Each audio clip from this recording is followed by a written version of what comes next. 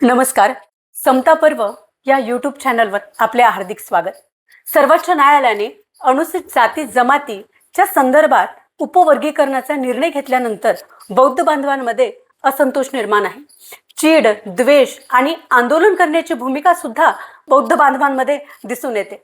आणि नेमकं हे उपवर्गीकरण काय आहे हे आज आपण जाणून घेण्यासाठी आज आपण चर्चा करणार आहोत. माननीय रमेश कटके सर, जे जिल्हा उपनिबंधक क्षेत्रामध्ये सेवानिवृत्त अधिकारी आहेत. सर, जय भीम. जय भीम. तुमचं समता पर्व चॅनलवर हार्दिक स्वागत. धन्यवाद.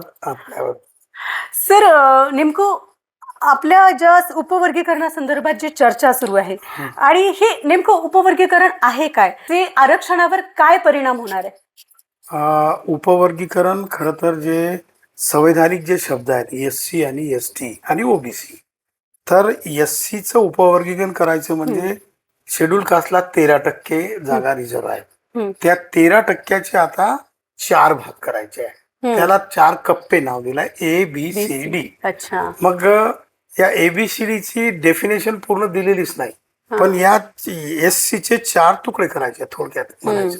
त्याला नाव दिलंय ABCD. पण त्याचे आता निकष काय असायला पाहिजे, समजा की काही जाती सामाजिक दृष्ट्या प्रगत झाल्या रिझर्वेशनमुळे किंवा प्रतिनिधित्वामुळे आणि काही नाही झाल्या, यांच्यामध्ये वर्गीकरण करायचं. त्यानुसार मग SCचं 4 भागामध्ये रिझर्वेशन किंवा विभाजन करायचं. हे थोडक्यात आयडिया म्हणजे जाती SCचं उपवर्गीकरण. कारण वर्ग SC हा वर्ग आहे, त्याचं उपवर्गीकरण. कारण संविधानाने SC आणि STचं जे आहे त्याचे तुकडे करायचे असं कुठंच नाही आहे. एक. दुसरी गोष्ट, सुप्रीम कोर्टाचा 1 ऑगस्ट 2024चा जो जजमेंट आहे, जो आदेश आहे, तो असं म्हणतो की SC आणि STचे दोघांचे वर्गीकरण करा. पण इथं राज्य सरकारने फक्त SCचंच वर्गीकरण करण्याचे आदेश काढलेले आहेत. त्यामुळे हा $1 मिलियन क्वेश्चन आहे. आणि सर, जातनिहाय जेव्हा जनगणना केली जाईल तेव्हा ही प्रश्न सुटतील का? नेमकं काय काय फरक पडेल जातनिहाय गणना केल्यानंतर? जातनिहाय जनगणना यासाठी गरजेचं आहे कारण संविधानाचा मूळ हेतू काय होता, जातींना आरक्षण देण्यामागची भूमिका बाबासाहेबांची जी संविधान निर्मिती बदली होती त्याला प्रतिनिधित्व म्हणतात बाबासाहेब, रिप्रेझेंटेशन. उदाहरणार्थ राजकीय क्षेत्रामध्ये काही जाती आहेत ज्यांचा अजूनही आमदार खासदार नाही आहे, पण त्यांना प्रतिनिधित्व मिळालं नाही. या लोकांना प्रतिनिधित्व देण्यासाठी मग हे रिझर्वेशन तयार करण्यात आलं. आता त्याच्याही मध्ये मग त्याचे 4 भाग पाडायचे, अ ब क ड. पण हे राजकारणासाठी नाही आहे, राजकीय क्षेत्रात नाही आहे, हे फक्त सामाजिक आणि शैक्षणिक क्षेत्रासाठीच आरक्षण आहे. आता राहिली गोष्ट की हे अनुसूचित जाती उपवर्गीकरणाचा बदर समितीचा जो अहवाल जो आहे, तर त्याच्यामध्ये शासनाने सामाजिक न्याय विभागाने बदर कमिटी, पाटणा उच्च न्यायालयाचे न्यायमूर्ती अनंत बदर समिती स्थापन केली. त्याच्यामध्ये जे काही मेंबर्स असतील 7-8 मेंबर, त्याचा अहवाल त्यांनी महाराष्ट्र शासनाला सादर केला. परंतु एक प्रश्न असा आहे की सामाजिक न्याय विभागाने जेव्हा आयोग नियुक्त केला तर सामाजिक न्याय विभागाला अहवाल सादर करायला पाहिजे, तसं नव्हता. मुख्यमंत्री हे प्रशासनाचे मुख्य आहेत, त्यांच्याकडे सादर केला. आणि मग नंतर लक्षात आलं की हे उपवर्गीकरणाचं, जसं आपण बोललात की बौद्ध समाजामध्ये असंतोष निर्माण झालेला आहे, तो याचमुळे झालेला आहे की अहवाल सादर केला पण तो पब्लिक फोरमवर किंवा पब्लिक प्लॅटफॉर्मवर उपलब्ध नाही आहे, म्हणून मग तो झाला. आणि ते लक्षात आल्यावर मग पुढे जी शासनाने चीफ सेक्रेटरीच्या अध्यक्षतेखाली कमिटी स्थापन केली आहे, त्या कमिटीला सांगण्यात आलं की तुम्ही एक तुमचा GR काढा आणि लोकांच्या अहवालावर प्रतिक्रिया मागवा.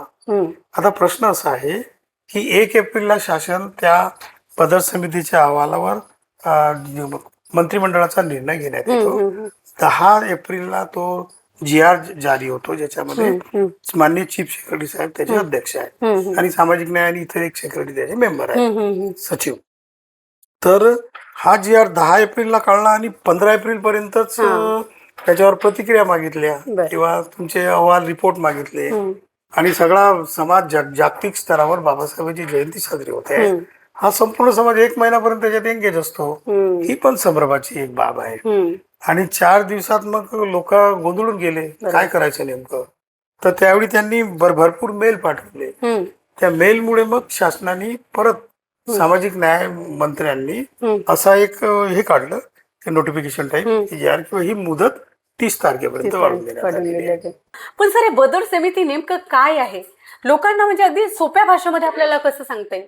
संविधानाची जर परिभाषा किंवा डेफिनेशन जर बदल समितीला लावली तर बदल समिती ही संवैधानिक समिती नाही आहे, ते वैधानिक समिती आहे. कारण संविधानामध्ये जर तसं असतं तर ती संवैधानिक झाली असती, पण ती वैधानिक आहे. राज्य शासनाने अपॉइंट केलेली समिती आहे आणि राज्य शासनाला जातीचं व्हॅल्युएशन करणं, अबकड वर्ग निर्माण करणं हा अधिकारच नाही, तो तर पार्लमेंटचा आणि प्रेसिडेंटचा अधिकार आहे.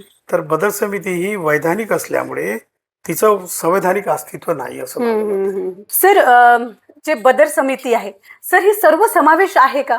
नाही, हा अतिशय महत्वाचा प्रश्न आहे. बदल समिती ही सर्वसमावेशक नाही आहे, कारण बदल समितीमध्ये एका पर्टिक्युलर जातीचे जास्त प्रतिनिधी दिसून येतात. आणि दुसरी गोष्ट की त्याच्यामध्ये राजकीय प्रतिनिधी नाही आहेत, है ना, सामाजिक क्षेत्रातले इतर प्रतिनिधी नाहीत. जर तुम्हाला जातींचं अबकड असं उपवर्गीकरण जर करायचं असेल तर राजकीय क्षेत्रातले अनेक जातींचे 59 जाती आहेत टोटल एकूण SC मध्ये. त्या जातीचे लोकांना तुम्ही त्या समितीत घ्यायला पाहिजे होतं, जेणेकरून सगळ्यांचा सर्व समावेशक प्रतिक्रिया त्याच्यात आल्या असतात. त्यामुळे ही सर्वसमावेशक नाही आहे. आणि सर, मग बदल समितीचा अहवाल हा अजूनपर्यंत ओपन का झालेला नाही? खरं तर कुठलाही अहवाल त्याच्यावर तुम्ही SCचे 4 भाग करणार आहात. कोणाची सामाजिक, आर्थिक, राजनीतिक किंवा किती कोणाला लाभ मिळाले हे सगळं डिफाईन करताय आणि त्याबाबत अहवाल आला, तो अहवाल प्रकाशित न करताच दुसरी कमिटी स्थापन करणं आणि ते अहवाल सादर न करताच त्याच्यावर प्रतिक्रिया किंवा रिपोर्ट मागणं हे थोडंसं संभ्रमात निर्माण करण्यासारखं आहे. सर, मग यामध्ये आपल्या न्यायाधीश गवई सर यांच्या संदर्भात बोलल्या जातं की त्यांच्या खांद्यावर बंदूक ठेवून हा प्रकार केला, तर हे नेमकं काय आहे सर? हे असं असतं की जी गोष्ट ज्याच्यावर अन्याय करायचा आहे त्याच वर्गातला एखादा प्रतिनिधी असेल तर त्यालाच म्हणायचं की बाबा तुम्ही करून घ्या काम, जेणेकरून प्रतिक्रियामध्ये होईल. आपलाच माणूस आहे, म्हणजे कुऱ्हाडीचा दांडा जो असतो तो घोताच काळ असं म्हणाय ती, तसा तो प्रकार असतो, असा तो आहे. त्यामुळे कदाचित असं केलं असेल सरकारने. आपल्याला ते सांगता येणार नाही. सरकारच्या नेमके काय पॉलिसी आहे, काय भूमिका असली पाहिजे. आणि सर, जेव्हा ही समिती गठीत केली तेव्हा हे ग्राउंडला जाऊन असे ऐतिहासिक पुरावे यांनी जवळ त्यांच्या आहेत का? म्हणजे ह्या पुराव्या थ्रू हे सगळं उपवर्गीकरणाचा निर्णय घेतलेला आहे की कसं आहे? याबद्दलचा कुठलाही सर्वे न करताच हे माननीय सर्वोच्च न्यायालयाने असा अबकडचा निर्णय दिलेला आहे. खरं तर माननीय सर्वोच्च न्यायालयाकडे जर असा अहवाल असता की शैक्षणिक क्षेत्रात बघा या एवढ्या जातींपैकी या जातीची अशी प्रगती झालेली आहे, असं काहीच नाही. जेव्हा बॅकलॉग कायम असतो याचा अर्थ जातींना न्याय मिळालाच नाही आणि तुम्ही त्यांना अगदी म्हणायला लागले की त्या जातींनी खूप प्रगती केली आहे म्हणून त्यांना थांबवा, यांना आता चान्स द्या. हे मुळात जे नैसर्गिक न्यायतत्व आहे याचंच उल्लंघन झालं आहे असं दिसून येते. त्यामुळे हे असे आयोग नियुक्त करणं, तेही राज्य सरकारने नियुक्त करणं, हे संवैधानिक नसून वैधानिक आदेश आहेत आणि हे घटनात्मक बाब आहे. पार्लमेंट आणि माननीय राष्ट्रपतींच्या अधिकार कक्षातली बाब आहे. त्यामुळे याच्यात इंटरव्हेन करणं हेच मुळात सामाजिक दृष्ट्या विषमता निर्माण होईल का याबाबत विचार करण्यासाठीचं दूषित मनाचं रचलेलं हे षडयंत्र आहे असं दिसून येतं. उपवर्गीकरण संदर्भात सरकारचा काय फायदा आहे? नेमकं इतका अट्टहास जेव्हा एखाद्या ठिकाणी विरोध होत आहे, मग तरीही ते का या पद्धतीनं ते करत आहेत? सरकारला कदाचित असं वाटत असावं की शेड्यूल कास्टचे जे लोक आहेत किंवा ज्यांनी आरक्षणाचा फायदा घेतला त्यामुळे ते सुदृढ झाले किंवा त्यांची स्थिती, सामाजिक शैक्षणिक स्थिती, आर्थिक स्थिती दुरुस्त झाली, त्या आणि काही जाती ह्या मागे पडलेल्या आहेत, मग या जातींना पण न्याय द्यायला पाहिजे, कदाचित त्यांची अशी भूमिका असू शकते. पण त्यासाठी उपवर्गीकरणाच्या नुसार नेमकं ABCD कशा पद्धतीवर करायचं ते प्रोसिजर दिलेली नाही आहे. आणि ते प्रोसिजर जर बदल कमिटीने जर दिली असेल तर ती लोकांपर्यंत माहीत पडायला पाहिजे की यांचं फॉर्मॅट असं असायला पाहिजे, याची स्ट्रॅटेजी अशी असावी, असे वर्गीकरण करण्यात यावे. तर उपवर्गीकरणाचा नेमकं काय हेतू उद्देश आहे हे पण त्या अहवालातच आहे, गुलदस्त्यातला प्रश्न आहे. तर हे पण भूमिका जनतेसमोर आणणं गरजेचं आहे, जेणेकरून जनता ही आहे जे आरक्षणाला मानते तीही आरक्षणाला मानत नाही, ती कोणाला किती बेनिफिट मिळाला कोणाला नाही मिळाला हे सगळं माहीत पडणं गरजेचं आहे. त्यासाठी अहवाल हा लोकांकरिता ओपन ओपन करणं गरजेचं आहे. गरजेचं आहे. सर, जेव्हा आपण बघत आहोत तर अनुसूचित जाती या संदर्भातच यांनी आरक्षणाच्या संदर्भात एक GR आणलेला आहे. आणि सर, मला एक समजत आहे की यांनी नेमकं आरक्षण म्हणजे आर्थिक परिस्थिती प्रबल झाले असा यातून एकंदर यांचा आवाज दिसतो. तर नेमकं हे काय आहे? खरं तर हे असंवैधानिक बाब आहे. संविधानाच्या मूलभूत जे अधिकार आहेत त्याला धक्का देणारी गोष्ट आहे. कारण संविधानानुसार जे आरक्षण किंवा प्रतिनिधित्व जे द्यायचं होतं तर ते त्याच्या सामाजिक, आर्थिक, शैक्षणिक स्थितीवर द्यायचं होतं, आर्थिक स्थितीवर नाही. बाबासाहेबांनी स्पष्ट केलं आहे की आपण सामाजिक दृष्ट्या कमकुवत आहात, आपण शैक्षणिक दृष्ट्या खूप मागासलेले आहात, त्यामुळे तुम्हाला शैक्षणिक दृष्ट्या वर आणायचं, अपलिफ्ट करायचं आहे आणि तुम्हाला सामाजिक दृष्ट्या स्टेटस मिळाला पाहिजे हे. आणि मग हे स्टेटस मिळालं की तुम्हाला आर्थिक दृष्ट्या समतलीकरण होतच तुमचं, कारण तुम्ही सक्षम होता.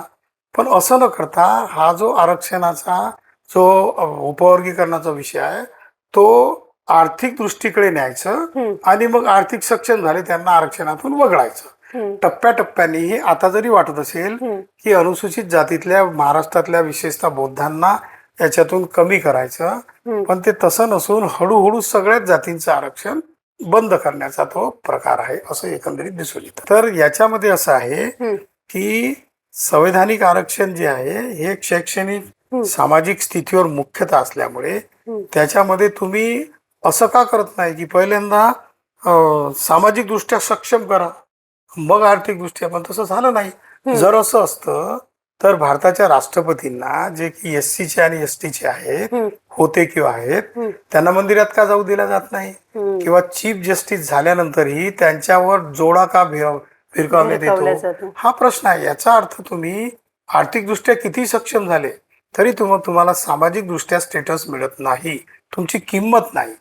आणि त्यामुळं तुम्ही असं म्हणता की अबकळ यासाठी गरजेचं आहे की समाजातल्या काही जातींची प्रगती झालेली आहे पण त्या जातीला पुन्हा जोडा मारण्यात येतो, याचा अर्थ काय, ते सामाजिक दृष्ट्या सक्षम झालेलं नाही.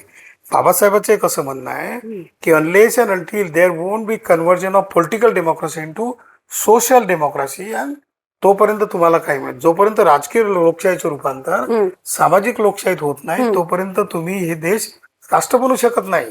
बाबासाहेब म्हणतात equality is another name of democracy, म्हणजे समता हे लोकशाहीचं दुसरं नाव आहे. आणि हे जे आरक्षण आहे हे प्रतिनिधित्व यासाठी आहे की त्या जातीच्या वर्गाला मत मांडण्यासाठी चान्स द्या. आणि दुसरं बाबासाहेब म्हणतात की आमचं आर्थिक लोकशाही हे आमचं टार्गेट आहे. असं करताना तुम्हाला directive principle of state policy chapter 4 जे आहे याच्यानुसार तुम्हाला स्टेट सोशलिझम, राज्य समाजानुसार तुमची आर्थिक प्रगती पण अनेक योजनांच्या मार्फत करून द्यायची, असं होत नाही. सर, कोटा संदर्भात शासनाची काय भूमिका आहे? म्हणजे कोटा तर असं आहे की तो जातीच्या संख्येनुसार प्रतिनिधित्व द्यायला पाहिजे. पण पहिली गोष्ट काय केलं की संविधानाने सगळ्यांना त्यांच्या सामाजिक, आर्थिक, शैक्षणिक स्थितीनुसार त्यांना पुढे आणायला पाहिजे होतं असं सर्वसमावेशक दृष्टिकोन आहे. परंतु 49.5 मध्येच आरक्षण सगळं बांधून टाकलं आणि 50.5% आरक्षण हे फक्त 15% मोकळं करून ठेवलं. मुळात हीच संविधानाच्या ज्या प्रतिनिधित्वाला बाधा आणणारी गोष्ट आहे आणि रिझर्वेशनला बाधा आणणारी गोष्ट आहे. त्यामुळे कोटा संख्येच्या प्रमाणात जर असेल तर जातीची जनगणना होणं अतिशय गरजेचं आहे. परत एक कसं आहे की जाती आधारित आरक्षण हे असंवैधानिक आहे. कारण संविधानात कुठंच लिहिलं नाही की या जातींना, जसं उदाहरणार्थ महार, मातंग, चांभार, लोहार, सुतार, सोनार, जे काही SC ST OBC ज्या जाती आहे या जातींना आरक्षण किंवा प्रतिनिधित्व नाही, जातीच्या वर्गाला आहे. कारण संविधानाचा जो मूळ हेतू जो होता तो टू क्रिएट कास्टलेस सोसायटी, जातीविरहित समाजाची निर्मिती करणे, आणि दुसरं टू एस्टॅब्लिश एनलाइटेड इंडिया, प्रबुद्ध भारताची निर्मिती. म्हणजे भारताचे नागरिक संविधानाच्या प्रॉपर अंमलबजावणीनंतर आपल्या बुद्धिमत्तेचा प्रॉपर वापर करतील, स्वातंत्र्य, समता आणि बंधुत्व आणि न्यायाने एकमेकाशी वागतील, हा मूळ उद्देश आहे. तो उद्देश इथं दिसत नाही. बरोबर. आणि सर, उपवर्गीकरणामध्ये बौद्ध आणि महार याचं समीकरण कसं बांधलेलं आहे? खरं तर हे 1989 ची घटनादुरुस्ती जी झालेली आहे, हम्म, तर त्यानुसार बौद्धांनाही महाराष्ट्र शासनाच्या रिझर्वेशनमध्ये किंवा प्रतिनिधित्वामध्ये सामील करून घ्यायला पाहिजे. हम्म, आणि या बदल समितीच्या अगोदर जे मांडलेलं आहे, बौद्धांची आणि महार जे आता जे सगळेच बौद्ध हम्म. आहेत त्यांची लोकसंख्या 13% 59% आहे. हम्म, आणि दुसरी संख्या ही 37% दाखवली आहे मातंग समाजाची. हम्म. तर त्याच्यामध्ये यामध्ये जे दाखवलेलं आहे ते 37 काहीतरी % दाखवलेलं आहे. हम्म, तेच मुळात चुकीचं आहे. म्हणजे जे बौद्ध आहेत त्यांना अनुसूचित जातीत गणल्याच गेलेलं नाहीये. हम्म, ज्यांनी महार लिहिलं तेच गेलेलं आहे. हम्म. म्हणजे पुन्हा विभाजन होईल की जेवढे महार आहेत तेवढ्यालाच या वर्गीकरणामध्ये आरक्षण मिळेल असं होईल. आणि आता पुन्हा जनगणना लिहिताना लोकांनी बौद्ध लिहावं की महार लिहावं हा संभ्रम निर्माण आहे. तर नेमकं काय केलं पाहिजे? महाराष्ट्राच्या बाबतीत तर त्या जनगणनेच्या कॉलम मध्येच असा अंतर्भाव असला पाहिजे, सेपरेट कॉलम असला पाहिजे हम्म, बौद्ध धर्मांतरिताच्या संदर्भात. हम्म, हम्म, जसं पूर्वी असायचं जातीच्या कॉलम मध्ये की महार, आता जी जात पूर्वीची जात महार होती, आता बौद्ध धम्म आहे. हम्म, तर आपण 1956 पूर्वी महार जमातीत होता काय हम्म, असं घ्यायला पाहिजे की बौद्ध हा जरी त्या बौद्ध धर्मामध्ये जरी जात नसली तरी ते अनुसूचित जातीत कन्सिडर होते महाराष्ट्रामध्ये. मग तशी सेपरेट नोंद धम्म म्हणून धर्मच्या कॉलम मध्ये धम्म लिहायला ठेवायला पाहिजे सेपरेट कॉलम, जेणेकरून सगळे लोक अनुसूचित जातीचे आहेत, महार जातीचे नसतील तर अनुसूचित जातीचे आहे आणि त्यांचा धम्म हा बौद्ध धम्म आहे. सर, अनुसूचित जाती जमाती हा एक संघ वर्ग आहे का? आणि जर असेल तर मग उपवर्गीकरणाची गरज का भासली? खरं तर त्याच्यासाठी आपल्याला थोडं भूतकाळात जावं लागेल. 1930, 31 आणि 32ला ज्या राऊंड टेबल कॉन्फरन्स झाल्या होत्या त्यामध्ये बाबासाहेबांनी या लोकांना SC आणि STला प्रतिनिधित्व आणि आरक्षणाची मागणी का केली, तर ते म्हणतात की SC ही जी बॉडी आहे it is a homogeneous body, सर्व जाती आहे होमोजिनियस आहेत, एक संघ आहेत. पण अबकळ करणं म्हणजे त्याला हेट्रोजेनियस स्वरूप देणं, म्हणजे त्याचे तुकडे पाडणं आहे. हे 1935च्या कायद्यामध्ये शेड्यूल तयार झाले, शेड्यूल्ड कास्ट आणि शेड्यूल्ड ट्राईब. ज्या जाती एक संघ आहेत, ज्या म्हणजे गावात शहरात राहतात आणि ज्या जाती एक संघ आहेत परंतु ते जंगलामध्ये वगैरे राहतात, असा एक शेड्यूल केला SCचा आणि एक शेड्यूल केला STचा. मग हे होमोजिनियस बॉडीज आहेत, याला तुम्ही अबकळ करून परत त्याचे तुकडे करून हेट्रोजिनियस करतायत. हे मुळात संविधानाच्या मूलभूत संकल्पनेच्या विरोधात आहे.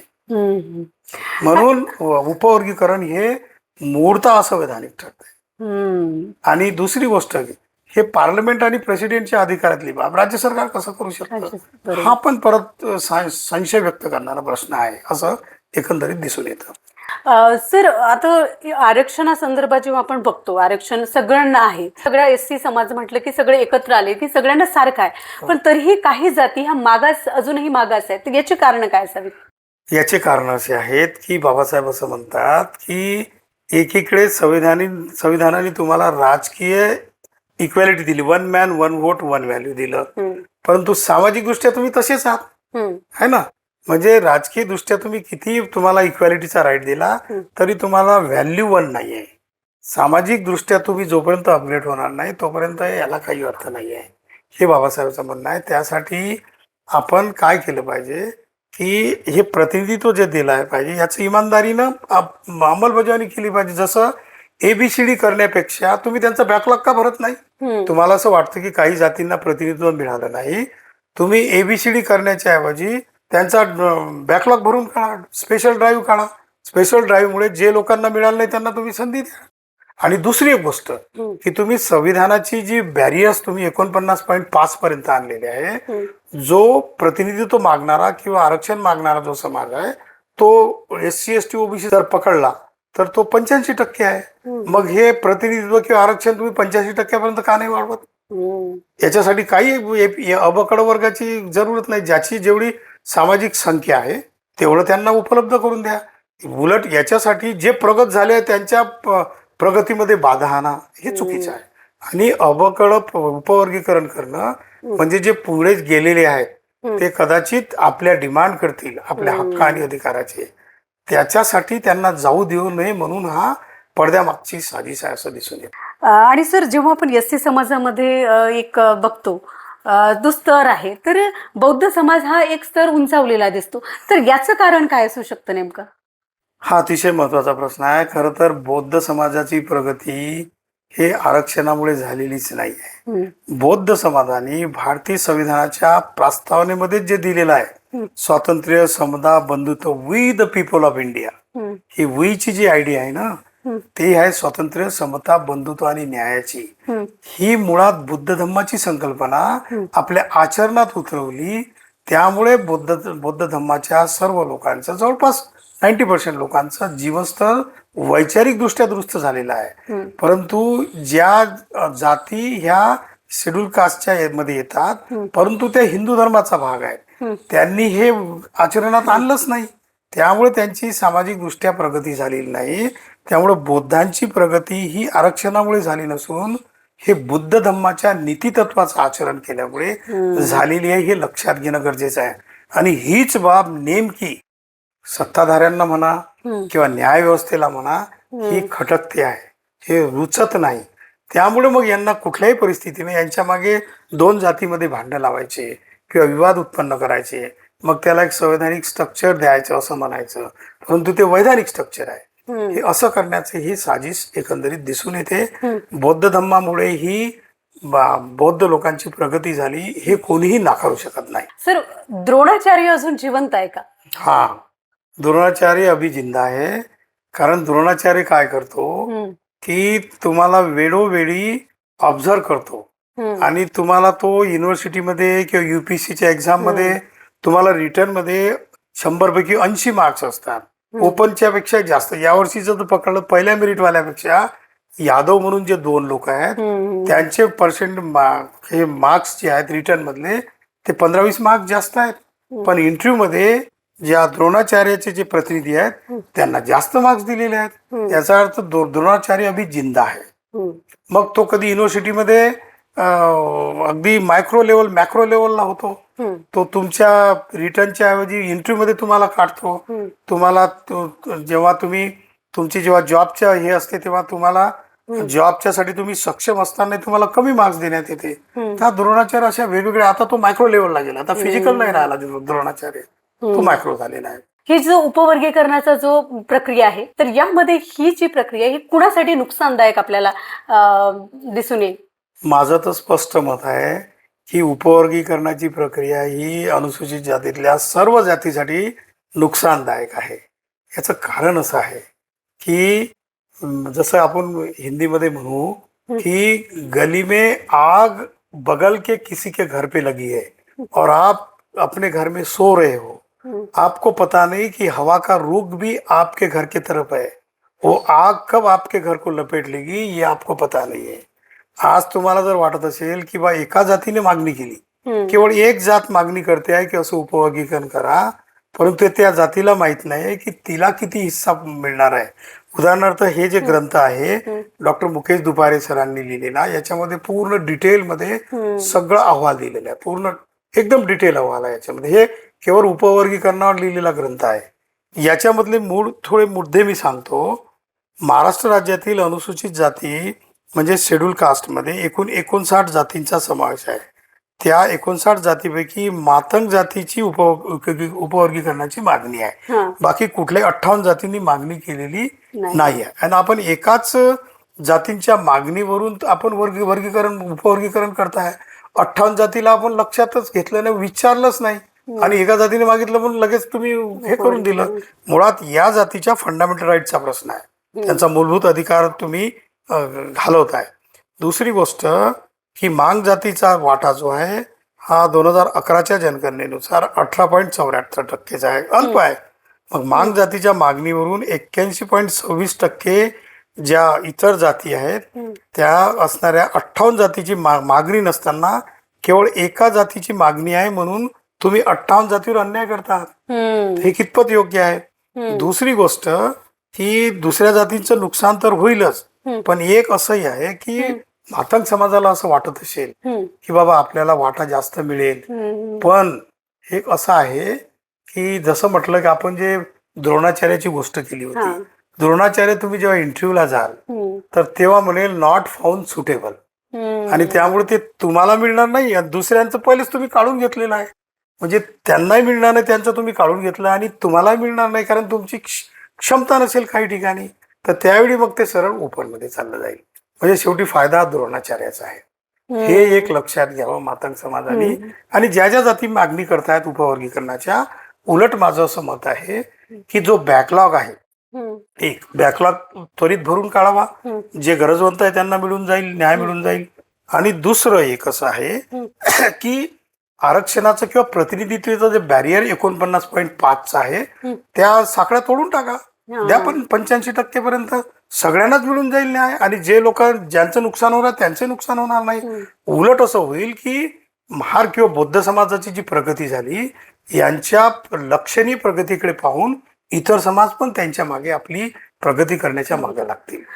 सर, आंबेडकरी समाज हा म्हणजे डॉक्टर आंबेडकरांच्या पुतळ्याला जरी काही झालं तर रस्त्यावर उतरतो, आंदोलन करतो, म्हणजे फार सेन्सिटिव्ह विषय त्यांच्यासाठी होऊन जातो. आणि आरक्षण हा विषय त्यांचा हक्काचा, त्यांच्या पोटा पाण्याचा आणि एक प्रतिनिधित्वाचा विषय आहे.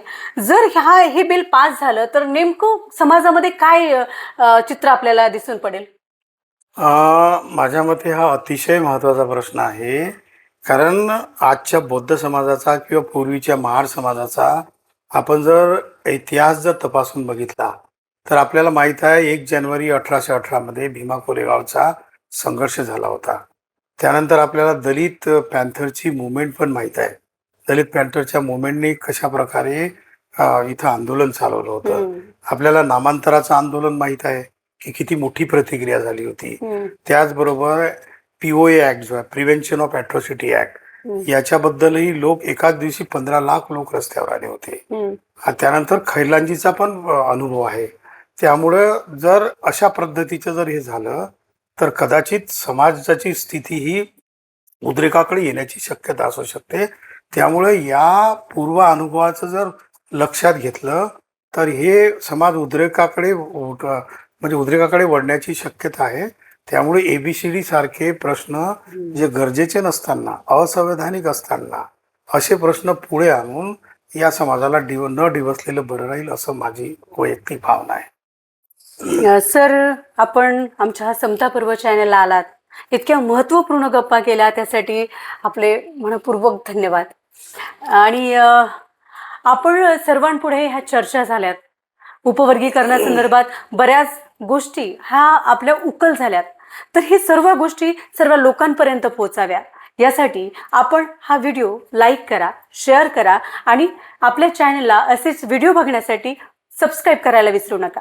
सर, आपण आलात, भेट दिलीत, चर्चा झाली, मी त्यासाठी माझ्यातर्फे धन्यवाद. वैयक्तिकरित्या समता पर्व चॅनलचे अतिशय मनापासून आभार व्यक्त करतो आणि धन्यवाद देतो की इतक्या सेन्सिटिव्ह विषयासोबत आपण माझे विचार ऐकून घेतले. आणि सर्व दर्शकांना आणि सर्व जे या देशावर प्रेम करणाऱ्या बंधू भगिनींना मी विनंती करतो की या गोष्टीला आपण अतिशय चांगल्या पद्धतीनं हाताळलं पाहिजे.